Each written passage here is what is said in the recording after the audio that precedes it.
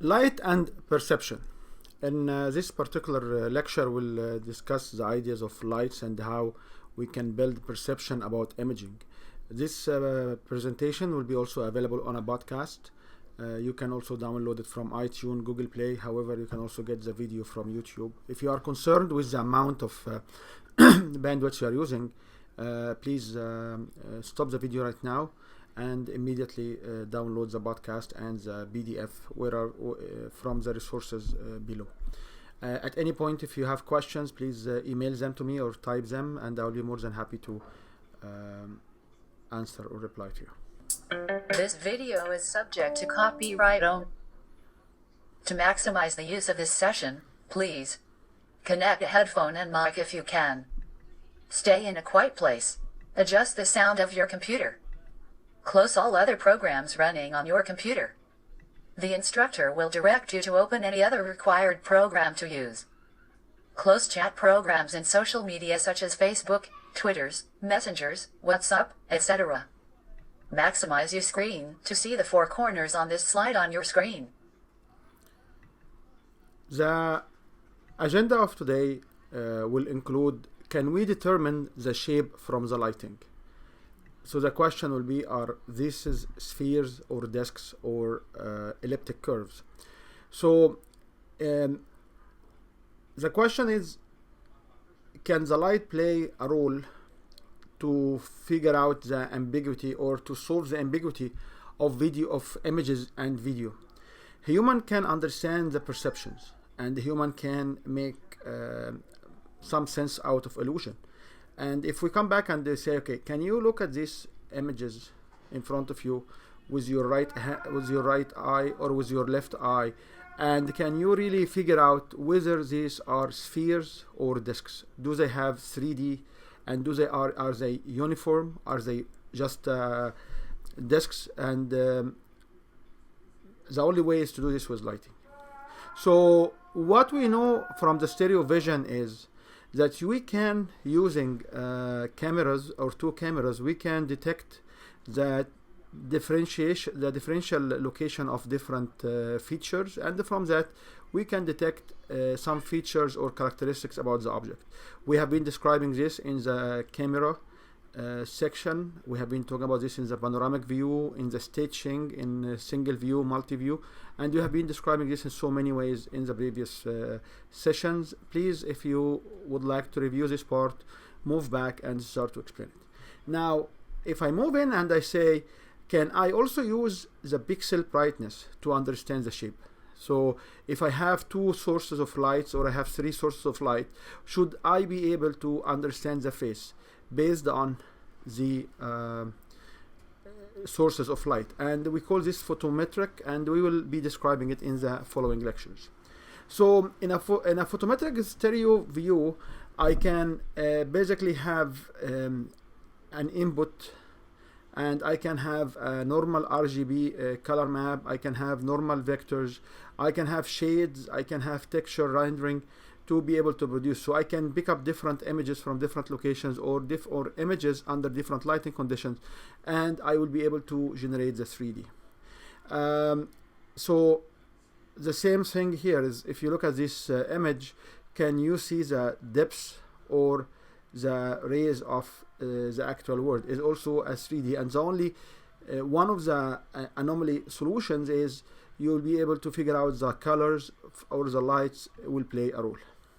So if you want to proceed with this material, we basically would recommend that you read section 2.2 and 2.3.2 out of the book.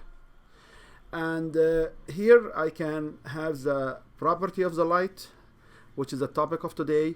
What is light? How can we measure it? How does the light propagate? How does the light interact with the matter?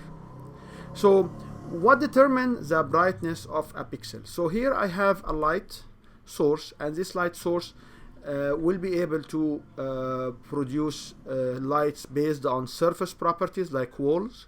It also can be able to produce surface properties like keyboard or different aspects here. Maybe you can see the bottle in the back, it has a high spot. So what is the idea of having what determines the brightness of a pixel? Here is another example. Is you have sunlights coming through windows, and then you have statues inside and visitors. So the question here as well is, what determines the brightness of a pixel? So in this particular image, which you see the vehicle, you see the brightness. You'll be surprised that the most brightness area is the actual reflection from the car. If you exclude the sun in the back of the car, you'll be watching, if you compute it, will be the most brightness will be the one in the car. The second one will be the white tires or the white band over the tire of the vehicle. So what determines the brightness of the pixel? So I have the source of light here. It reflects over a surface, and from the surface property it reflects back through the surface, through the optics, and then from the optics you can have an exposure to form a specific we call it area of confusion or color representation. So having these particular elements and understanding these particular elements, we can understand and we can model the actual lighting, and the sensor characteristics also play a value there. So light is an aggregation of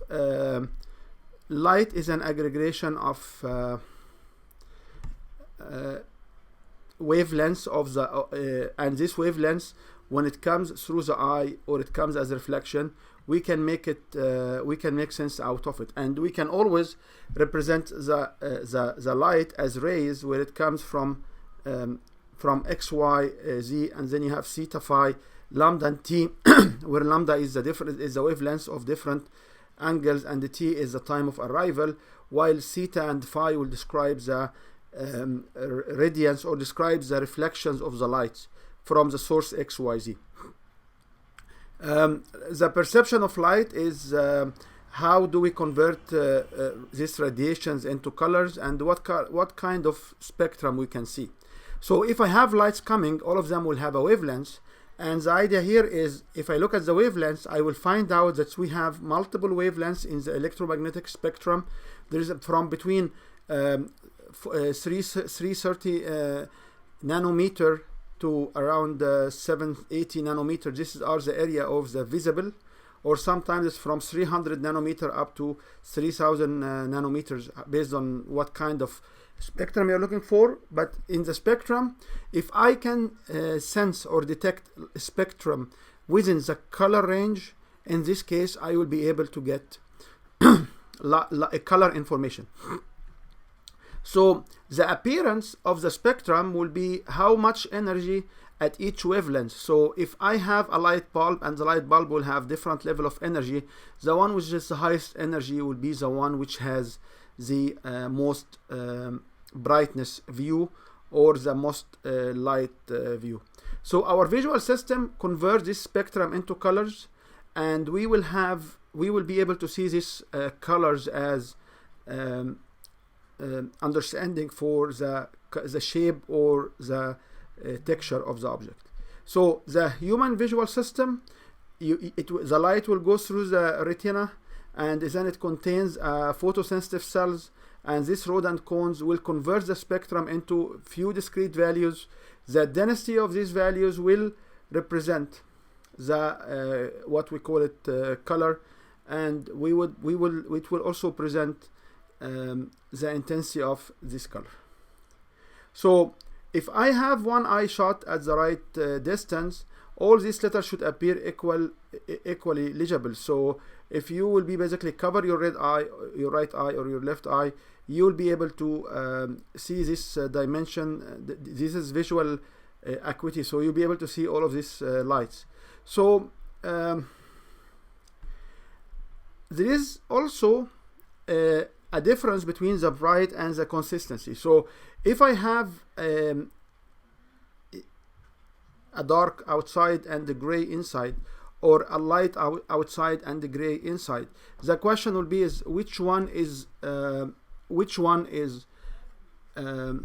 in and which one is out. So the question will be for you is the most left hand corner or side of these images, will this be the gray is deep, or the black is the one which is further from you? So brightness consistency and will also play a role into this particular demonstration. Light response usually is not linear, so our visual system has a large dynamic range. We can resolve both light and dark things in time. However, in the camera system, we cannot do that. In camera system, we will be able to use filters, sensors to achieve similar approach. One we can look at in the visual dynamic space will be a piece of white paper can be 1 billion time brightness than the outdoor sunset, and but in a given light condition, the light over it's only can be 2 orders of magnitude. So if we want to link about the how, if we can see in the dark, we can look at the complete dark. However, we can tune the camera or the sensor to be able to see at the different levels. I can build what we call it the darkness, and I can have the dark night, I can have the indoor lighting, I can have the cloudy day, and I can have the sunshine. If we were sensitive to this whole range of all the time, we wouldn't be able to determine brightness level at any grayscale as a camera. The visual system solves the problem by restricting the dynamic range to its own response.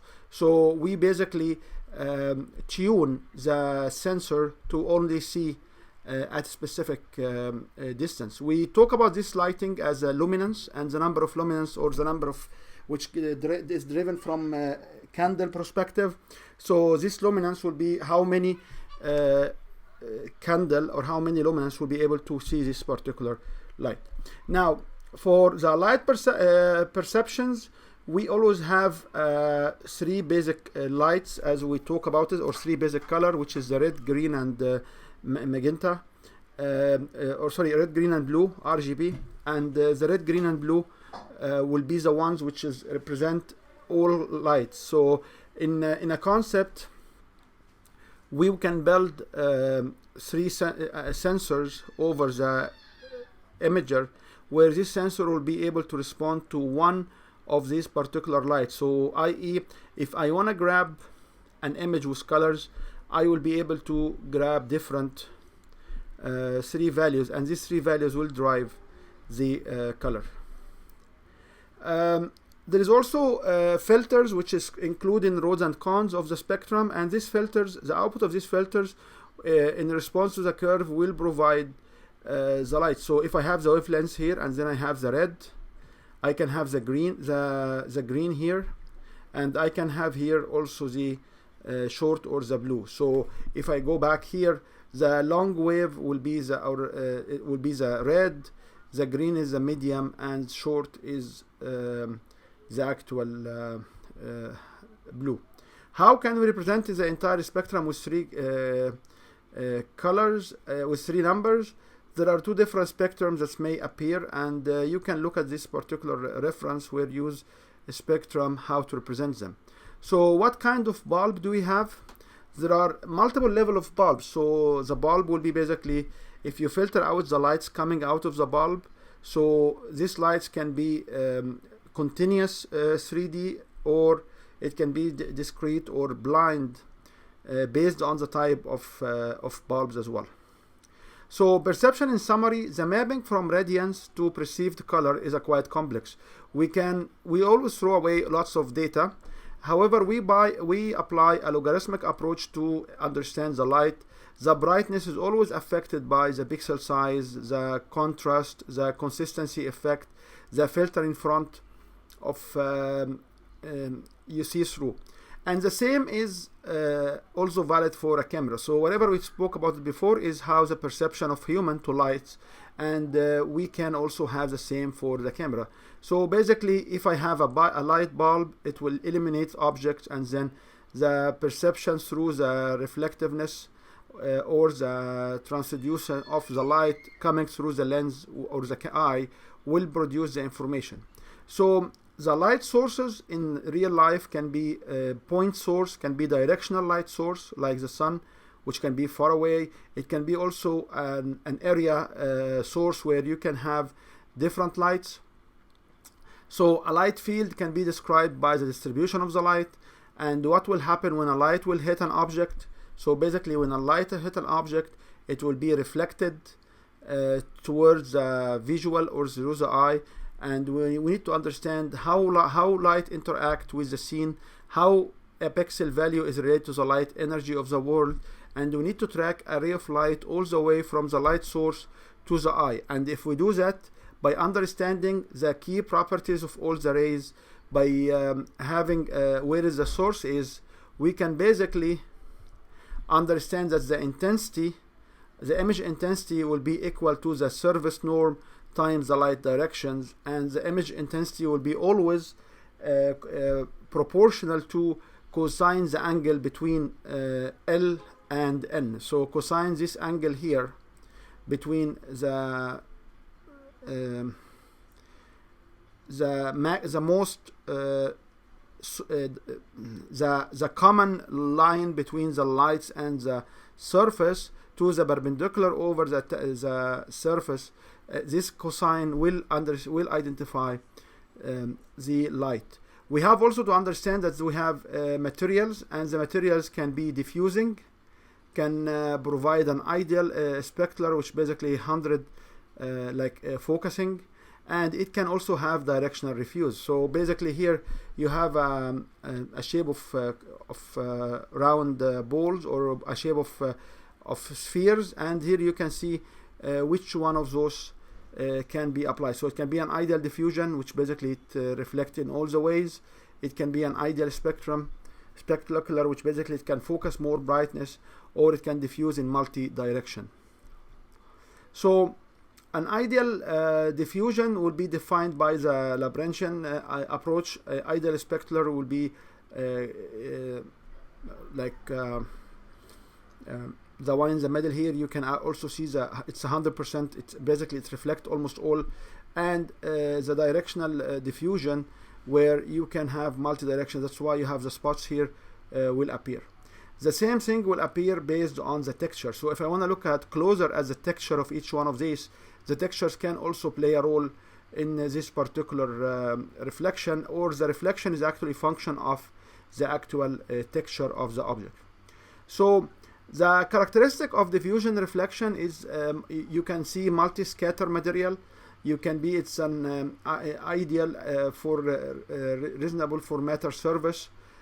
We can understand the Lagrangian reflectance of an object. Basically the reflected energy is proportional to the cosine of the angle between L and M, which is the incoming light with the perpendicular to the surface, and measure the intensity at the viewpoint will be independent of this. So if I want to understand the Lagrangian incoming, the reflection will come proportional to the cosine of the angle, and if the surface will be moving light way, and it will be hitting the surface, and it's always proportional to the cosine. The radiance, or what we see in this viewpoint, is independent, because what we see, it does not depend on the reflection of the light. So if I position the camera view also will be independent. So I can see it from here, I can see it from here. The measured intensity is always viewpoint independent. The radiance, what we see with the eye, will be equal to beta node, which basically is the property of the actual surface, cosine theta over 1 over cosine theta. And the image formation at the end will be the eye equal to kdn time L, where kd is diffused, what fractional of the light will be coming based on the property of the surface, the light intensity, how much light is arriving, and the camera response, assuming each pixel has a linear proportion to the incoming energy. At this time we can always figure out this equation. So what we can use this is, we can use this in detection of property of textures. We can also figure out an estimation of 3D or different proportion.